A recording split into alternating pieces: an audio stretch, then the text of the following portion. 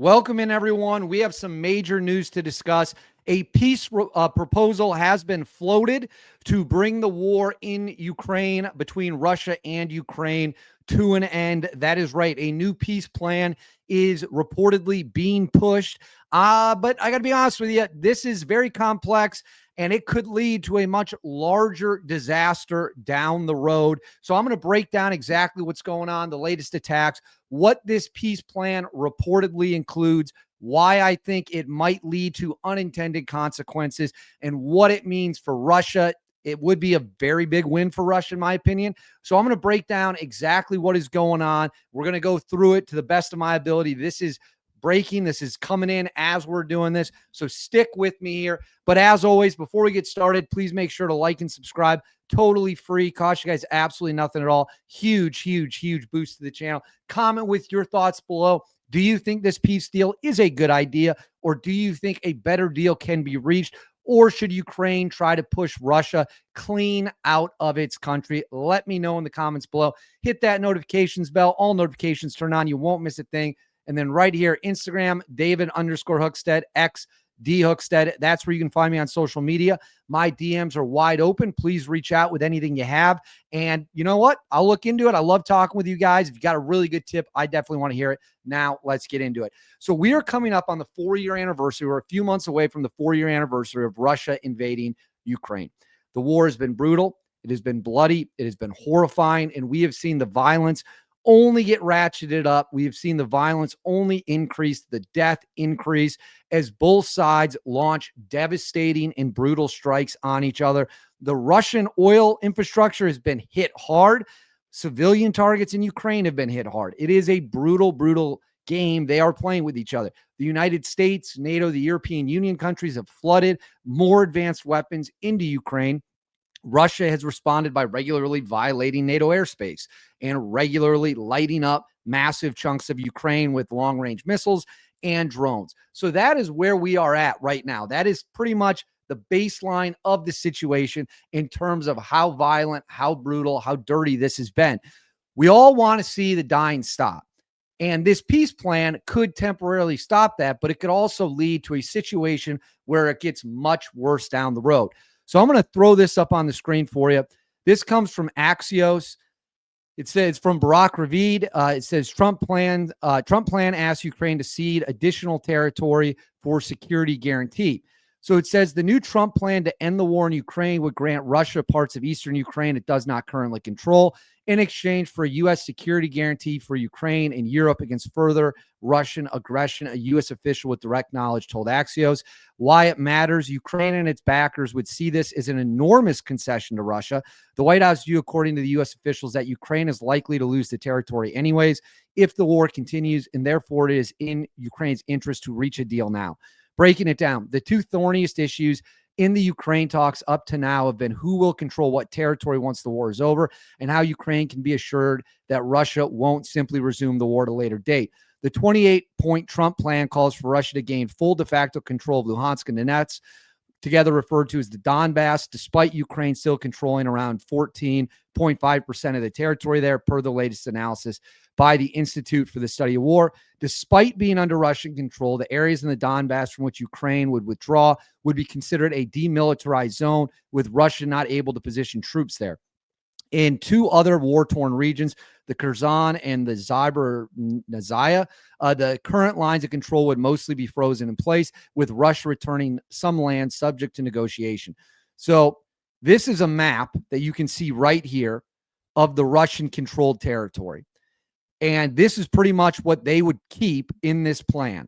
They would give up tiny little pieces here, but they would keep all of the Luhansk, all of the Donetsk, which is, of course, the Donbass, and keep large chunks there as well. And, of course, keep Crimea. It says between the lines, according to the Trump plan, the U.S. and other countries would recognize Crimea and the Donbass as lawfully Russian territory, but Ukraine would not be asked to. A Ukrainian official claimed the plan also included limitations on the size of the Ukrainian military and on its long-range weapons in return for U.S. guarantees. The Ukrainian official also confirmed that the U.S. plan includes Ukrainian territorial concessions in the Donbass. It's unclear what the U.S. security guarantees would entail beyond a promise to defend against further Russian aggression. According to two sources with direct knowledge, Qatar and Turkey are involved in drafting of the new Trump plan and in supporting U.S. mediation efforts. So here we go. One source with direct knowledge said Umarov was empowered by Zelensky to negotiate with Witkoff, and many of his comments were incorporated into the text of the 28-point plan. So I want to see if there's any other major things here. It says, yeah, so that's pretty much it. So I'm going to put the map that Axios published back up on the screen here. So this plan is going to require Ukraine to forever give up Crimea, forever give up the Donbass, give up its missiles, give up a large chunk of its military, and then in theory, the United States would defend them if attacks started again. Number one, I am not for putting U.S. troops in Ukraine. I think that's the height of insanity. We do not need U.S. troops in Ukraine. I want to make that crystal clear. However, this deal only emboldens Russia. This is a win for Russia.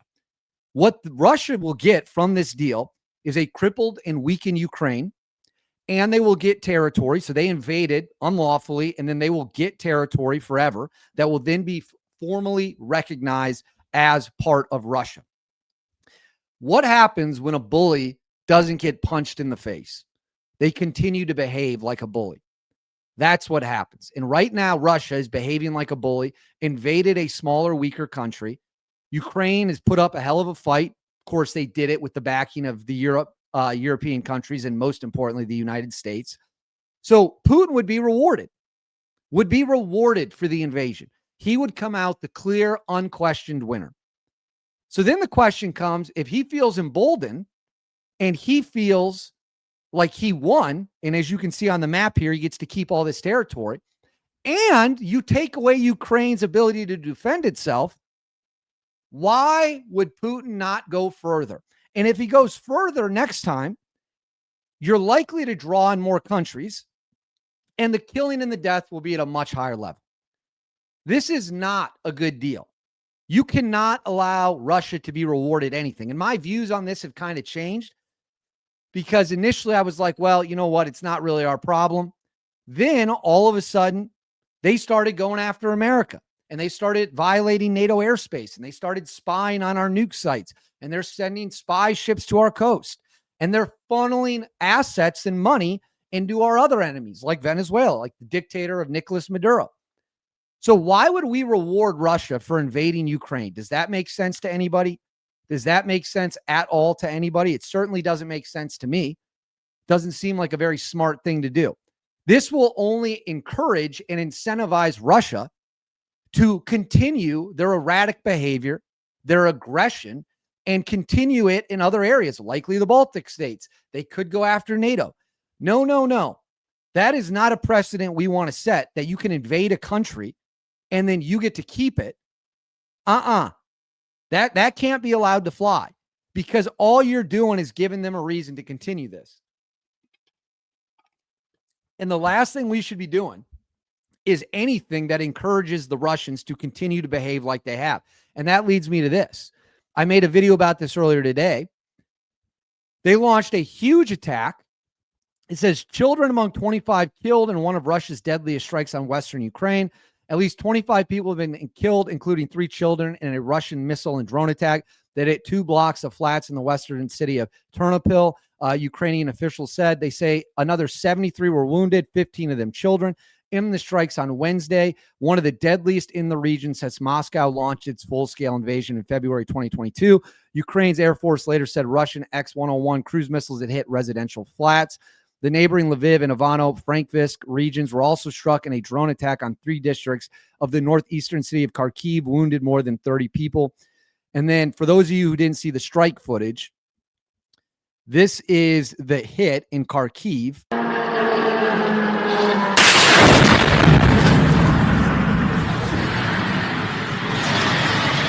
see a massive fireballs, fires everywhere.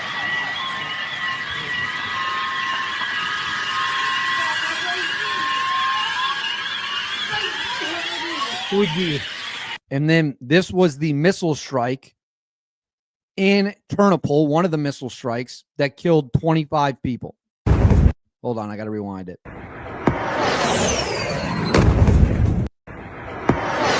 You come in, boom, impact. So I'm going to pull this off the screen now. I really think this is a bad idea. I think rewarding the Russians for what they have done is a terrible idea. I understand we want the dying to stop. We want the killing to stop. But when you reward the bully for what he's done, all the bully learns is he gets to keep doing it, and there's no consequences. This is why we should have shot down those MiG jets as soon as they crossed into NATO airspace. You have to send the message. You have to have strong deterrence. You have to have the stakes at a place where the enemy knows if they test you, there are major consequences for that. Major consequences. So we need to bring Russia to the negotiating table from a position where Russia is incentivized to negotiate, where they feel the pain inflicted on them is too much and too bold. Also, the Ukrainians and much of Europe is never going to agree to this deal. They're not going to agree to it. That's just the fact of the matter. The Russians and Ukrainians, the Ukrainians and the Europeans are not going to agree to just hand over chunks of Ukraine to Russia. They will never agree to that. Not happening. So that leaves us with a lot of questions. But this is a bad idea. It incentivizes the bully to continue being a bully. And that is absolutely something under no situation we should tolerate or can tolerate. Again, I will say I don't want U.S. troops anywhere near Ukraine. I even think giving them a security guarantee is a bad idea, because then we might have to put U.S. troops on the ground in Ukraine. Ukraine is not part of NATO. And also, what are these security guarantees going to be? Are they automatically triggered? What's it going to be? It's a bad idea. I think it's a bad deal. I always give you guys my honest opinion. This deal can be much, much better. We can improve upon it. I am not a fan of this deal. It will lead to a disaster because it will embolden Putin. It will embolden the Russians to continue their criminal actions. And that's the reality of the situation from my point of view. Now, maybe more information will come out. My view will change. We'll have to wait and see. But that's how I see it now. But I want to know what you guys think. Let me know in the comments below. What do you think about this deal? Do you think we should take it? Do you think it should go through? Or do you think, like me, it's a terrible idea? Let me know in the comments below. Please make sure to like and subscribe. Totally free. Cost you nothing. Huge, huge, huge, huge boost to the channel. And then hit that bell. All notifications turned on. You won't miss a thing. Right here, Instagram, David_Hookstead, X, D Hookstead. That's where you can find me on social media. My DMs are wide open. Reach out for whatever you got. I'll see you all next time.